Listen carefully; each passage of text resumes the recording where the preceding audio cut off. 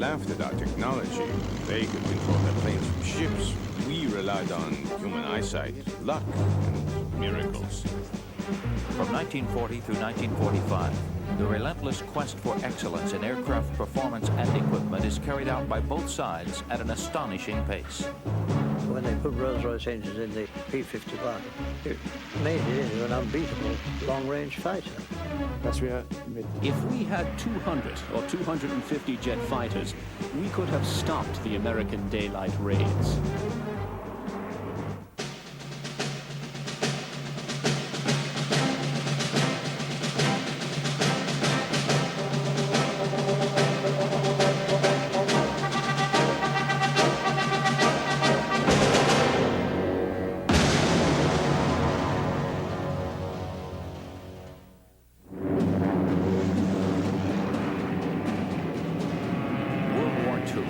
Spectacular duels are fought in hostile skies. The battle is for control of the air.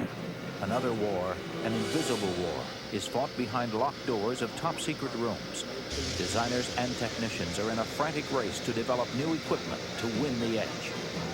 Only 30-odd years since man first experienced flight, the fighter plane has become one of the deadliest weapons in the history of combat. It will soon be deadlier still.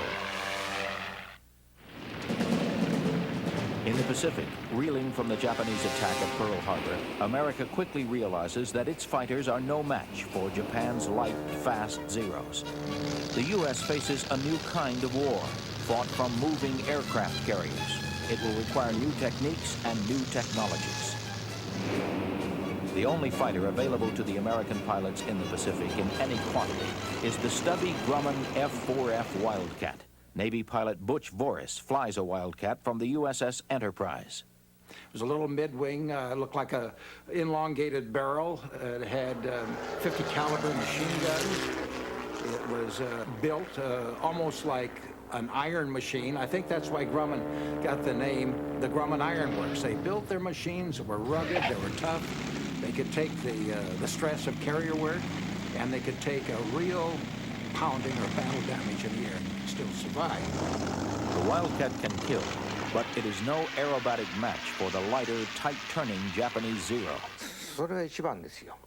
The Zero was very easy to control. It didn't accelerate well because of its small engine, but it was very maneuverable, and it had 20mm cannons. This was an advantage. The Zero had weak points, defensive armor, and when they were hit, they easily caught fire. For all its limitations, the Wildcat is a heavily armored, tough bird to down. Anyone that flies airplanes knows that the lighter one can maneuver faster than the heavier one.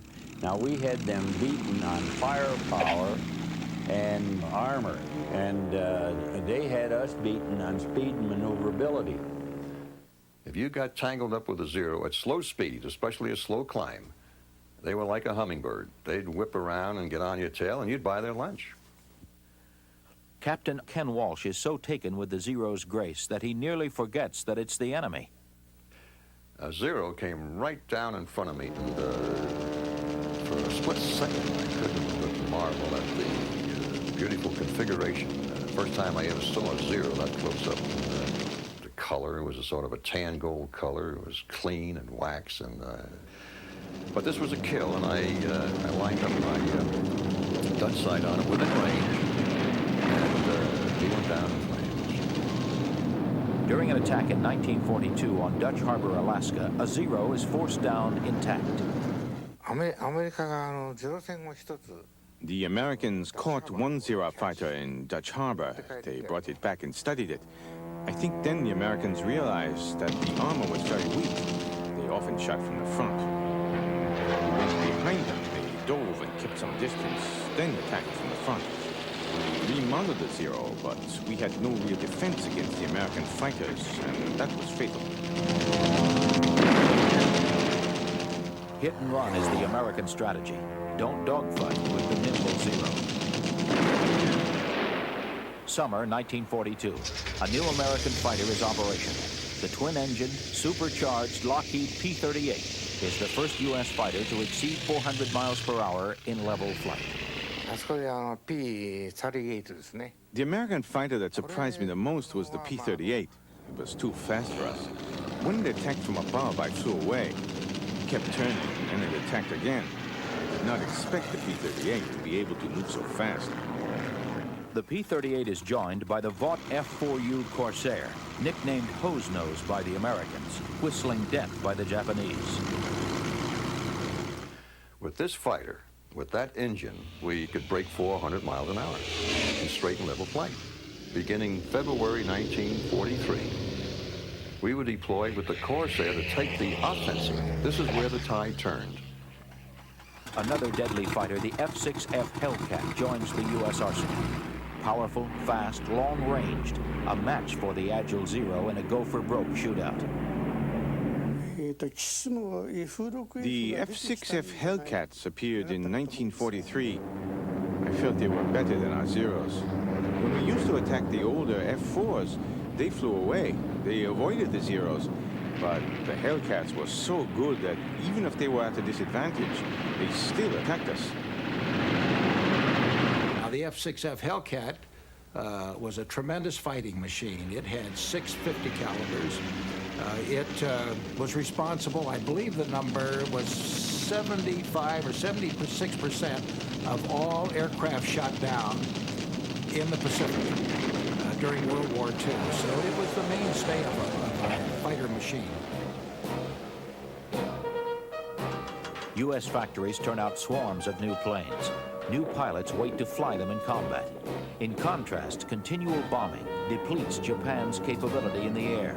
Shortages of raw materials and fuel plague efforts to reinforce beleaguered island garrisons. During the battles in the South Pacific, many skillful pilots died. I think around that time, Japan started becoming inferior to the enemy, and the shortage of aircraft on the Japanese side accelerated the change in the tide. Japanese aces lead attack after attack, and they are the first to die. Novice pilots rushed into battle are no match for American veterans. Desperate young pilots channel frustrated courage into suicidal missions. An ancient Japanese tradition is reborn. The kamikaze, or divine wind, is the phrase for the fighter who trades death for a flare of glory. The war in the Pacific will go on, but for Japan, it is a struggle without hope. The U.S. wins the war of technology as her production overwhelms Japanese resistance.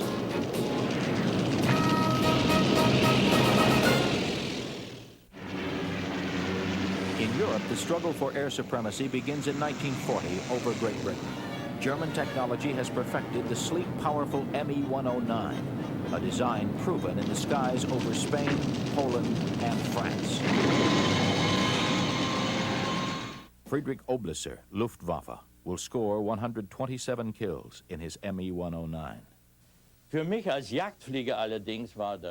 as a fighter pilot, the Me-109 was the plane. I flew many versions of it. We used this plane a great deal, and those that did fly it considered it to be the best plane of its kind. Britain's Royal Air Force, vastly outnumbered, pins its slim hope on a fighter evolved from a racing seaplane and developed despite an obstinate bureaucracy, the Vickers Supermarine Spitfire. Spitfire has a classically beautiful shape, and everybody wanted to fly Spitfires in 1940. They looked marvelous.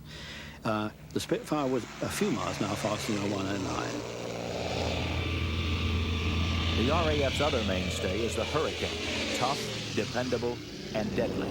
But it is the Spitfire that gives the Luftwaffe its worst headache, matching the performance of the 109. Though slightly faster, the Spitfire's Rolls-Royce Merlin engine is not fuel-injected, like the Daimler-Benz engined Me-109. This technical edge gives the Germans an early advantage in combat, where gravity forces, commonly known as G-forces, cut off the flow of fuel to a normally carbureted engine. For RAF pilots, that tiny edge is the difference between life and death. When we started the war, if you got behind a 109, his best maneuver to get away from you was shove the stick forward and do that. Whereas we had to roll over. We couldn't take negative G in our Rose engines. The solution, a plate over the Merlin's carburetor to keep the fuel flow constant. America provides the RAF with 100-octane aviation fuel. By comparison, the Germans must supplement their meager supplies with synthetic fuels that limit engine performance. In spite of this, German research again tips the balance. The Focke-Wulf 190, with a 1,700 horsepower engine built by BMW, can outperform the Spitfire. I remember when I first ran into a Focke-Wulf. I was jolly lucky to get home. Harry Broadhurst reports his encounter with a new Luftwaffe fighter. Eyebrows are raised. Command doesn't believe his story about a German fighter that can outperform a Spitfire. Unfortunately, one of the chaps flying a Focke-Wulf landed in England. We got a complete Focke-Wulf, and we were able to test it. The Focke-Wulf challenge is met when Rolls-Royce introduces superchargers that make Merlin engines the equal of German technology. The Spitfire's combat ceiling is doubled from 15 to 29,000 feet. As America enters the air war over Europe, U.S. pilots are provided with the P-38, already proven in the Pacific and North Africa. It has the firepower and performance to take on the Luftwaffe, but its range is limited. Early 1943 sees the arrival of the P-47 Thunderbolt, called the Jug by her pilots. Massive, powerful, and well-armed, this fighter can reach the frontiers of the Reich. The Thunderbolts prove their worth.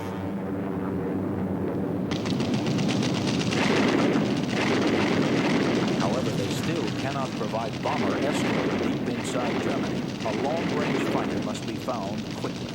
American designers produced the P-51 Mustang, powered by the British Merlin engine. It is an incredible fighting machine. Equipped with drop tanks, the P-51 has a remarkable duration in the air of 8 hours. In March 1944, the first Mustangs appear over Berlin. Allied bombers now have the protection they need.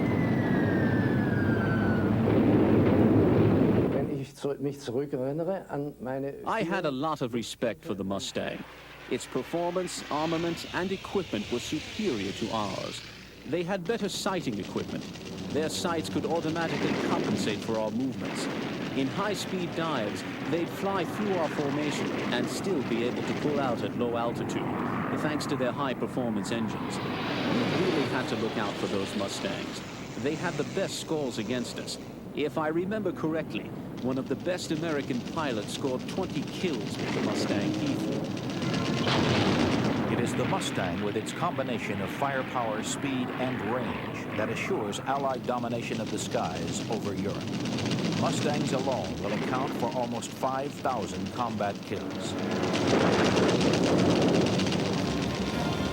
Technology and production breakthroughs unite. The Allies grow more powerful. The Luftwaffe learns that courage and skill are not enough to stem the massive Allied buildup. Germany will make one last attempt to win the Battle of the Blueprint. A revolutionary new fighter is on the drawing board, the Me-262, the first combat jet.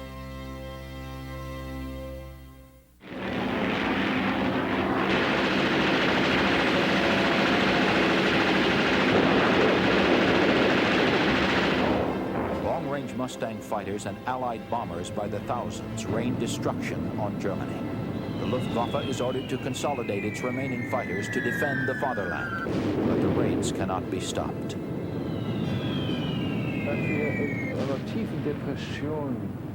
We as pilots were experiencing great gloom. We had only one thought. When will we get a better fighter so we can stop the bombers? The fact of the matter was that the only way to counteract the absolute superiority in sheer numbers that the Allies possessed was a technical superiority. The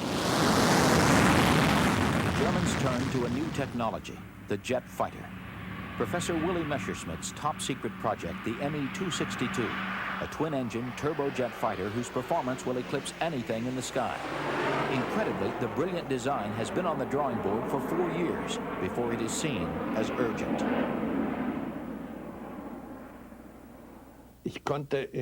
By May 1943, I was able to fly the first jet fighter. This was a prototype. This was something completely new for me, and it was a really grandiose experience.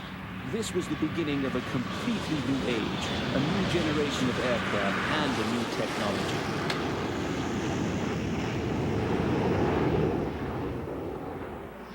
The Me-262, the fastest plane yet flown by man, is presented to Adolf Hitler. Germany will have an unbeatable fighter, but Hitler issues an astonishing order. Als Hitler 1944. I was present in 1944, before the invasion, when Hitler was shown the Messerschmitt 262 at Innsbruck in East Prussia. It was very impressive, achieving about 510 miles per hour in level flight. Then Hitler asked Messerschmitt, "Can this plane carry bombs?" He answered, "Yes, mein Führer, a 500-pound bomb." "Good," Hitler said. "Then this is the Blitz bomber with which I will beat back the invasion." Then a struggle began to try to use this aircraft as a fighter, where it had enormous potential, instead of a bomber, for which it wasn't at all suited. Hitler's decision to limit the use of the new jet is one of the costliest in the history of war. The Me-262 fails as a bomber. In the last desperate months of the Third Reich, Hitler agrees to use the plane as a fighter. The Bund is ordered to create an elite interceptor squadron. He turns to Johannes Steinhoff. Drehte sich Galland zu mir und sagte, Galland turned to me and asked, "Would you like to form a jet fighter squadron? Tomorrow morning, then." I went to Brandenburg and formed the squadron. We got the planes from Bavaria and assembled them, and we began to fly them. This was flying in a new dimension. It was fabulous. Walter Krupinski is one of the aces chosen by Steinhoff to fly the jets in combat. Der Oberst Steinhoff, und der stand also auf der Fläche. Colonel Steinhoff stood on the wing and said to me, "She flies just like any other bird, except it takes forever until you're up to speed, and you need just as long to lose speed when you want to land." That was all the instruction I had. I taxied over to the runway and took off. You had the feeling that the gods were shoving you skywards. Germany's first jet fighter squadron is airborne. Allied pilots are in for a shock. And this jet came down through our formation, and that's the first jet I'd ever seen in my life. I flew right at them and wanted to shoot, but our closure rate was too high. I flew right through the formation without firing. I saw this thing go by. It just went dashing through the formation, didn't even fire its guns. We couldn't do any combat with them because they were here and gone. Also ein Vorteil. The high rate of closing speed was an advantage, but it was also a disadvantage because you closed on the formation so quickly that you only had a couple of seconds in which you were able to fire.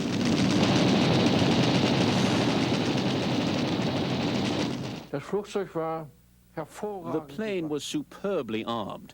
By the end of the war, we had 12 rockets on each wing. You had to fly close to the bomber so that at 1,000 meters you were sure that the 24 rockets would cover the entire length of the bomber. When the rockets were fired, the bomber was destroyed.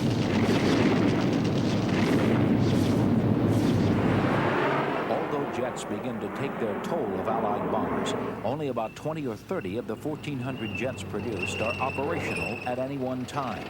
Severe fuel shortages keep many of them grounded. Allied fighter pilots must hunt the nests of the new menace. When the jets and rocket planes turned up, they went 500 or more miles an hour. We realized the only way we could catch them was on the ground. Wenn wir starteten mit der 262. From takeoff, it took the 262 almost 5 minutes to reach battle speed. American fighters would keep a lookout over the airfields and take advantage of this vulnerable moment when they knew they could get us.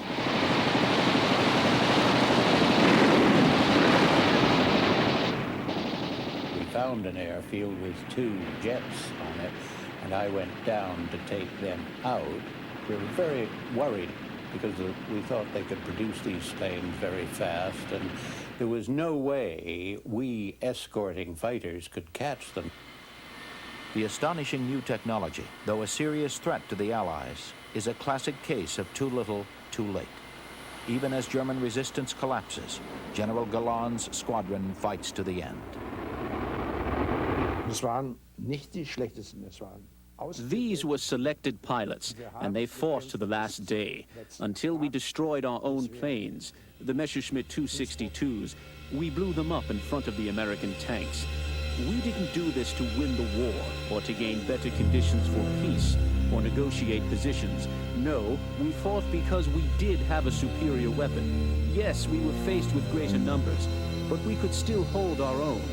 We could not surrender before the German people while we still had these superior planes. This is the reason why this unit perished in flames. Out of the carnage of war, a new technology is given life. Jet aviation takes flight across a new horizon, and other horizons wait to be conquered. To fly higher, faster, farther is the goal. The prize, new means to challenge the limits of human endeavor.